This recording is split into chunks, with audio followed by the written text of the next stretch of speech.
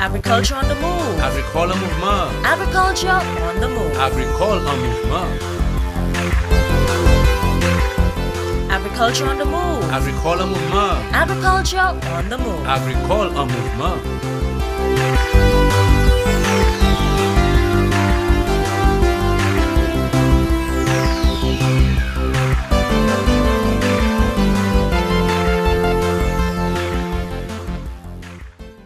Hello there, and welcome to the program Agriculture on the Move. I am Phillip Sydney, your host. I'm sure you have heard many moons ago, agriculturists, farmers are asking about land for farming. And that has been, the echo through the years, and not knowing where crown lands are, arable lands for cultivation, for agriculture. People have been asking, and I think now is the time. The government has taken this initiative, so we have what we call a land bank initiative. And with me is Mr. Kwesi Goddard, who is an agricultural engineer, and is attached to the Department of Agriculture, and he is the coordinator of this land bank initiative here in St. Lucia. I also want to tell you that this initiative is not only in St. Lucia, it is in St. Vincent, the Grenadines, and Grenada. Welcome to the project, on the program, Mr. Kwesi Goddard. Yes, thank you for having me this morning, Mr. Sydney. And those of you who don't know Kwesi would know a familiar name in St. Lucia by the name of Mr. Pat Brown. And yes. I heard that he is your grandfather. Yes, he is. So I can understand where the genes for engineering came from. Yes, man, definitely. But I must tell you, you have a tall battle to jump over. I know what you mean. Because his legacy, boy, it's tall. Yeah, it stands some test of the time. Yeah. So, Kwesi, tell us, give us an overview of this land bank initiative. The National Land Bank Initiative is an initiative taken by the government of St. Lucia in collaboration with the Food and Agriculture Organization to help to preserve our agricultural lands in St. Lucia. As we know, St. Lucia is a very small island, 616 kilometers. And out of that, we still have a small area of that is agricultural land. And historically, St. Lucia has been an agricultural economy. And over the time, land has been being lost, if we put it that way, over to other uses like prime agricultural lands in our limited areas being lost and to other uses, commercial and industrial uses, and housing too. Housing as well. So that in a sense serves to degrade the land in a way and reduce the amount of land we have to support our nation. As you know, we have a growing population. I remember only a few years ago it was probably about 150,000. Latest cifras I get to find out is like 183,000. Wow, that's the latest. That's what I know. That's okay. what I know. I don't know. Maybe it could have grown. Lots of mouths to feed. Yes. So whilst our population is increasing, our agricultural production areas are decreasing. Correct. So there's always a critical amount of land which needs to remain in agriculture if we are to look to our future with confidence. Yeah, and our food and nutrition security is definitely important. Yeah. So hence there had been some really real concerns for a while. We could see in the work of the articulation in policy. In the year 2007, in our national land policy, it was articulated the necessity for a national land bank. Okay. And surprisingly, it wasn't us alone. It was also St. Vincent and Grenada as well that had these interests. So these plies fell on the ears of the Food and Agriculture Organization, and they actually brought this project together with the three of us simultaneously trying to develop land banks for agricultural land in these three countries. Okay. So when did this initiative started? Well, this initiative probably started as early as discussions, probably 2005. Discussion phase. Yeah. Until it was discussed so much that it ended in policy in 2007, in a draft policy for the land bank, and continued until that enough feedback had been given until the project actually started was 2016. Okay. 2016. Now, okay, so in the initial stage of the project, what did you all do? I heard you all had a PRA, which is an assessment that was done in the rural areas. Tell us about this. Well, this participatory appraisal, it was an appraisal undertaken to identify what people that would become part of the National Land Bank, what they would identify would be problems or setbacks to the project, how important they think it was, how, you know, in time that the project was really needed. So they wanted to find out this and identify any other strategies that may come from the normal people that may actually improve the establishment and operation of a National Land Bank. Okay. I also was told that you all have started now, which is you have identified an area, a site, which is a pilot site. Tell us about this pilot site. Okay, this pilot site, we have identified a pilot site in Mico in Pelouge. For those watching, a pilot site is when you say pilot, it's a site where, or an area that is used to, almost like your testing ground, to test the instruments that you develop in that will aid the operation and management of the agricultural land bank and prepare that guide for proper upskilling and increasing in the areas and the coverage that the project is able to handle. Okay. So it's pilot site is a testing ground. So we identified a couple of sites in the beginning because a project in the initial stages has a life cycle, and within the life cycle you have to get things done, you know, that would inform you so that in the future we can take the mantle and run with it without any problems, right? So we identified a couple of plots of land, parcels of land, and we went around looking at these lands, and from the back end, the administration in terms of any limitations, any encumbrances on the land, and the front end in terms of people and situations actually on the land, the perfect combination of these two actually led us to choose Pelouge to begin with. Okay. Right. So currently, our objective is to start with about 50 acres of land at Pelouge, where we're going to be leasing this land and using the instruments of the lease, because the lease was reviewed. We have a lease, national lease that our government agencies use when we lease government lands, right? So that had to be reviewed in the light of the current initiative, and so we wanted to test that as well, and also the operational procedures for the land bank, because there's the whole procedure about when you have the criteria for a participant in the land bank or criteria for the land being entered into the land bank, and how the whole thing happens, how this person meets the criteria, how the project meets the criteria, and what is the response of the person in terms of lease agreements and keeping that going, so that the lease agreements, the payments for the lease agreements would be used to support the land initiative, because the land bank is actually a management aspect of land, to manage land tenure, land ownership. Okay.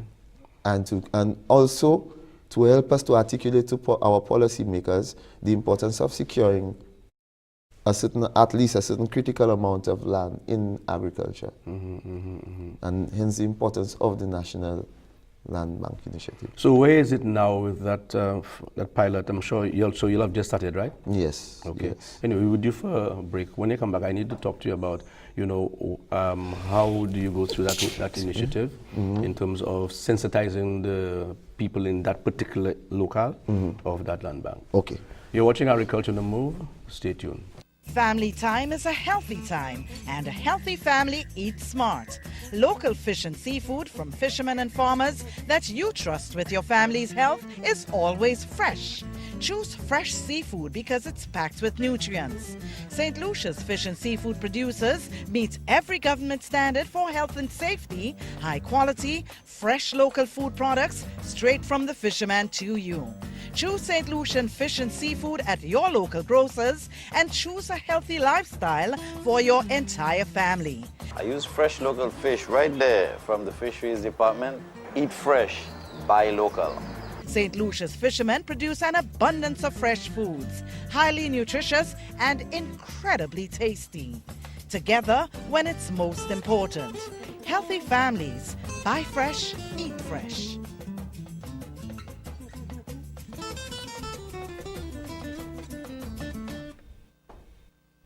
Welcome back. Kwesi, I know there is, moving into this project and this test site, there is a committee that's monitoring what's happening. Yes. The strategy is in place. Yes. Okay. The committee comprises of who and what the objectives of that committee? Okay, well, the committee, the main objective of this committee is to look at all the products coming from the consultants. Different consultations are being having on the project. So you have different studies to identify what are the problems, what are solutions, how do we go forward, what budgets, what schedules we need to put in place, who we need to make responsible for certain actions, and any other feedback on the project. All studies done, you need a committee in place to actually monitor that, give feedback on any of the reports, to identify if these reports actually reflect the reality on the ground, so that we know that the problems being identified are the problems that we want to solve, and then we can devote some of our resources, our national resources, because common theory is that resources are scarce. So we want to make the best use of our resources. This project is comprised of key personnel from the Ministry of Agriculture, the Ministry the Department of Agriculture, Department of Physical Planning, Crown Lands, Department of Surveys and Mapping, Attorney General's Chambers. We have also some farmers' organizations. We also have some farmers themselves, land owners and potential agricultural land owners, in terms of getting listed in place in the land bank. Okay. So we really and truly have we have a widespread we try to get as much persons involved in terms of ministry and non-governmental organizations that have stakes on Crown lands, from DCA, Development Control Authority, to Invest St. Lucia. Right. So we try to get everybody in the loop as to what is going on and on the same page. And from their aspect, they could identify problems that the land bank may encounter going forward. So that will help us, guide us. Okay. So that we could establish this thing. Because this National Land Bank initiative is not one ministry thing or one person thing. It is a security it's a national land bank. Okay. It's security for our nutrition. I mean, if you do have good nutrition, you might not even be able to walk. A lot of the diseases that we experience is because of malnutrition. That's correct. Even our economy has a big disease because of malnutrition, I would say, because if our economy was exporting enough, we would have more foreign income. So even malnutrition affecting our economy. So at the end of the day, a people and a nation that becomes self-sufficient by the development of agriculture can look forward to the future with confidence. And that is why the land is so important. It's not just a piece of land. I'm going to own this and have a house. No, we have a nation to think about for the next 1,000 generations. Correct. So we should be thinking of that. And that ties in nicely with one of the initiatives that the ministry has, which is what we call the import substitution program. We're looking at those 7 crops that we can grow well, and that it comes from the cabbage, the lettuce, and so on. And people are looking for land to grow vegetables. And that's why I'm thinking that is timely. So while this project is now being organized and being laid out, while the land bank now have started off, so down the road I can see they're working in tandem. So land will be available for farmers, right, who are looking for land, and of course looking to get our food security and our nutrition security base settled properly. Yes. All the consultants' reports are in now. For now, yes. Okay. So moving forward, where are you now with the Peluge pilot project? Well, with the Peluge pilot project, right now we are in multiple meetings with the farmers in the area. As you know, in St. Lucia, you never really, most likely never really get a spot that would just be completely vacant. If a spot of agricultural land presents good conditions in terms of road infrastructure, its location and everything, it will be occupied. It will be occupied. So chances are, if it is not occupied, there's some limitation, either roads, infrastructure, access, location. yes. It may, you understand? So as long as you make conditions. So in terms of right now, going into the area, we have met there with a lot of farmers in the area as well. So we had to identify what areas that they will occupying, what were their previous agreements and all this and all that, and build that relationship between the farmers in the land, that the area, that we may build a confidence with them that we're not here to push you off for anything, but we're here to actually help you to develop, because as I say, a lot of farmers have limitations in that same area, and that area is an area where they produce a lot of yams, a lot of dashing, a lot of root crops down there. So they have a lot of limitations in that area in terms of road access, in terms of basic facilities, light, water storage, and all that. And it is a hope that, like you made reference to a project, that the ministry can better coordinate initiatives like that and help the farmers that are participants in this program benefit from initiatives like that, like the vegetable food production project. So we can link it up with the infrastructure project. As you know, they need roads.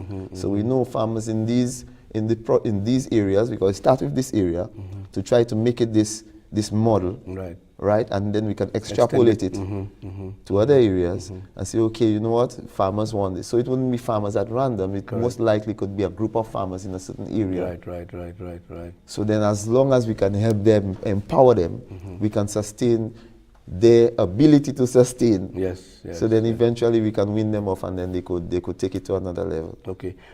Based on your interaction with the farmers, what are you getting? Are you all going? Do they want ownership of the property? And as you know, government, you cannot, over time, ask government to give you a land after 30 years. Yes. Because that's not in the vocab at all. So what's going to happen? Are you going to be severing land for the farmer and say, okay, you're going to? Is there a minimum amount of land per farmer? Are you all going to survey and say, okay, that is 2 acres, 3 acres? Well, how is it going to be done? Okay, well, in terms of, there was actually in that area with the new farmers, because we have new farmers and we have existing ones. With the existing farmers, they have already had areas where they demarcated. Some of these areas were passed down generations. So hopefully the farmers, if they are situated in ideal locations and they choose to remain, and it's the easier thing to do, we will just have to regularize them in that sense. Okay. Right? Going forward, the 50 hectares of land which lies out of the area will be surveyed and would be subdivided into smaller lots of about 5 acres, 5 acre lots. Okay. Right?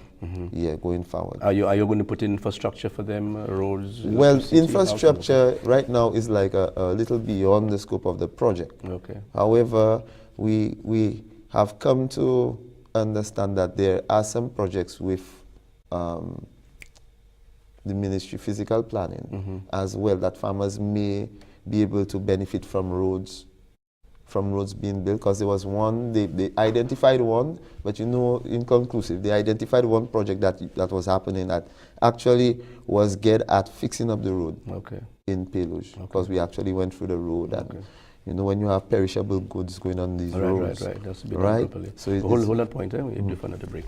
You're watching Agriculture on the Move. Stay tuned. We'll be back soon.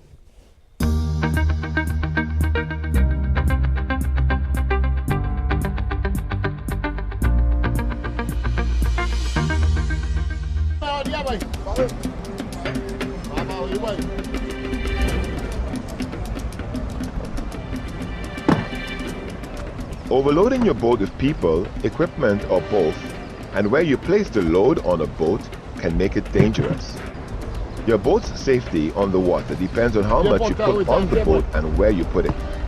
Too much weight will make your boat unstable and allow waves to come on board. It will also reduce the amount your boat can roll before its sides dip underwater.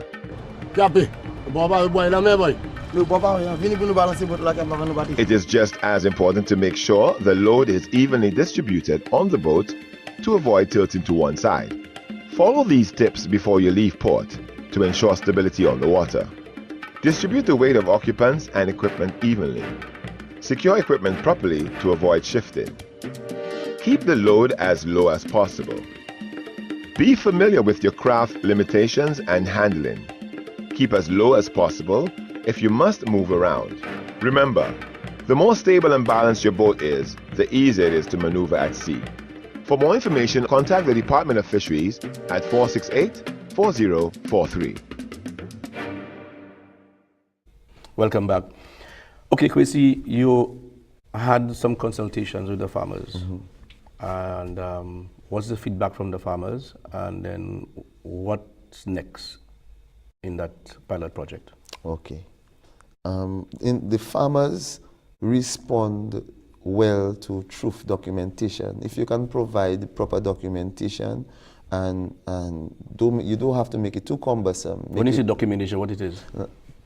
Basic the legislation as to their position in terms of if they own a land and they actually have their right to be on that land and they have the documentation that they can prove they're on that land, then they can personally do whatever they want in terms of agriculture. But it's their land, right? It's their land. Okay. In terms of the crown lands? In terms of crown lands, like we reiterated this morning, that government land never really becomes yours. It's part of our commonwealth, our heritage, but it doesn't become yours in terms of personal asset, you know. But however, on government land, you could always lease it and have it as long as you want. You've been using it. Pass it But down can to government children. sell the land to you? Government can sell land. Yeah, we know about certain programs that government have been selling land, and they're like Proud, which has a good model that we're looking into as well. So are you saying that project down the road can look at selling lands to those farmers? It can look at that. It can look at that. In terms of once we can build the capacity and once the legislation is put in place to empower that right. Okay. There are lands owned by a number of, private lands that are underutilized. Yes. Are you looking at those lands too? We are looking at those lands too, private farmlands that are underutilized or vacant. And if there are, right now there's the mechanisms that being actually put in place to facilitate the exchange between somebody who wants to lease the land and somebody who wants to put the land in the bank. Okay. Right? So the discussion going forward here now is actually facilitating that relationship, like managing that contract between the two. So if I have land in that locale, yes, okay, and I'm not interested in farming, and I'm interested in putting that land into the land bank. Yes. What's the process? Well, the process right now is that we have an operational procedure that is being refined right now about first the land would have to meet the criteria of agricultural land. Right. See what are the limitations, and other evaluations need to be made, like land valuation in terms of the amount of infrastructure that has already been put on the land, any limitations to agriculture, any hazards to human. You might have snakes, you might have other. So the level of hazard and the level of investment that needs to be for it to meet the criteria of agricultural land coming into the bank. Okay. The next thing would have to be legal, that you can make legal representation that that piece of land is your land, and the financial aspect in terms of what would be the agreement between you and the land bank. Because if the land bank has to take your land, which probably has a market value, and maybe at the mercy of capital forces, so that may influence the price that you might have to pay. Because, for example, the price of land, as we know it, I think is $250 per acre per year. It was that's for lease. The old one is like $100. Yes, $100. But as taken as reference, DCA is $250 per acre per year. Okay. Right? So in an agricultural production system, I mean, you can do that easy. Right? So that lease, this lease that at that price, that is coming from the government going out. Okay. But coming from the private person, that may not be sufficient. So hence, with the discussion that we would not be doing that, we would just be managing the relationship, the agreement between you that is putting your land into the bank and the other one who's leasing, then the payment and everything and the discussion, the negotiation would be between them, but in terms of helping the management of that, like providing the lease, providing the guidelines, all that, You all do that. the bank, for possibly a fee in the future, for a little fee, a little contribution, because you know, government service have to work. Okay. You know, So you're facilitating that communication between the landowner and the leaser. Yes. Okay. Yes. Okay. If the private landowner wants to sell that land, will the land bank or government buy that land? That is a question that is something that would have to, this decision-making power does probably lie with cabinet, and probably lies with cabinet, because I'm saying the same thing can be done with like forestry.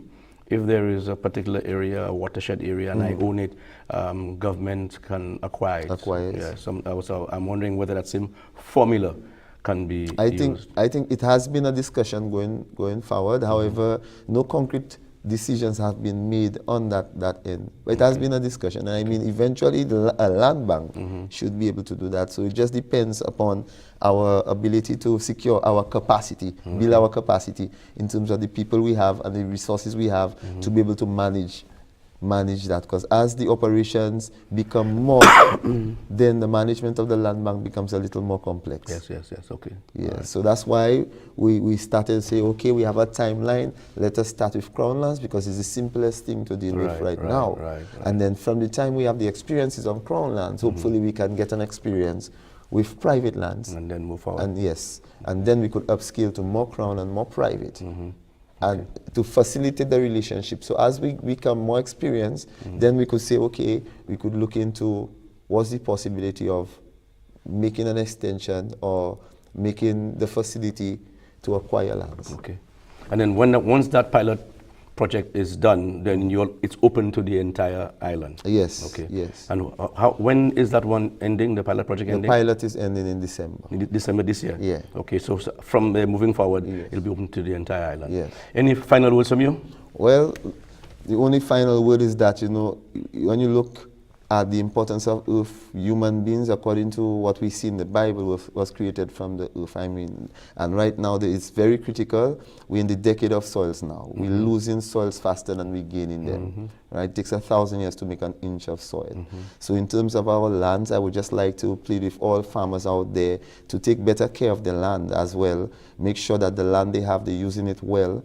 And when we come into areas, farmers that are lands that are probably on government lands, we actually come in to work with you and to help to improve the infrastructure and everything around you, to help you to improve. Okay, great. New farmers, new people coming on, we're trying to help make this facility available so that our nation, our young upcoming generation can take advantage of that and help the country to climb to a higher level. Yeah, and to improve our food and nutrition security. Yes. Thank you, Kwesi, for being here. Yes. I wish you success, and I know it'll work well. Thank you. Thank you. You've been watching Agriculture on the Move. Thank you for viewing, and of course, you can get information from the Department of Agriculture. Moving forward, if you are interested in getting lands in various areas, so please come forward. Thank you again for viewing. I'm Phillip Sydney saying goodbye, and see you again. Agriculture on the Move. Agricole mouvement. Agriculture on the Move. Agricole en mouvement. Agriculture on the Move. Agricole mouvement. Agriculture on the Move. Agricole en mouvement.